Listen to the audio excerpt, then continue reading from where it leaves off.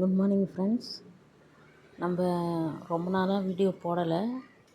ஆனாலும் இன்றைக்கி காலையில் டக்குன்னு போடணும்னு நினச்சது எதுக்காகனா, எம்ஹெச்சியில் லிஸ்ட்டு விட்டிருக்காங்க, ஷார்ட் லிஸ்ட் விட்டிருக்காங்க. அதாவது ஆஃபீஸ் அசிஸ்டண்ட், காப்பியஸ்ட் அசிஸ்டண்ட், அப்புறம் நைட் வாட்ச்மேன், நைட் வார்ட், அப்புறம் கார்ட்னர் அப்படின்ட்டு ஜாப் அப்ளை பண்ணியிருப்பீங்க. டிஸ்ட்ரிக் வைஸு, ஹைகோர்ட்டில் கிடையாது, இது டிஸ்ட்ரிக் வைஸ் கோர்ட்டுக்கு அப்ளை பண்ணியிருந்தது. எக்ஸாம்லாம் முடிஞ்சு லிஸ்ட்டு சர்டிஃபிகேட் வெரிஃபிகேஷனுக்கு லிஸ்ட்டு விட்டுருக்காங்க.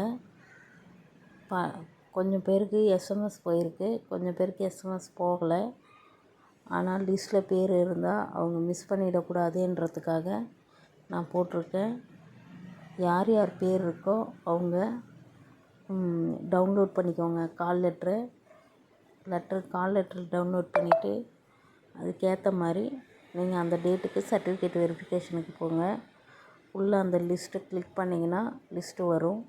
நம்பர் பார்த்து உங்கள் பேருன்னு கன்ஃபார்ம் பண்ணிக்கோங்க. இன்னும் வேறு லிஸ்ட்டு விடுவாங்களான்னு எனக்கு தெரியல. ஆனால் கொஞ்சம் பேர் தான் விட்டுருக்காங்க.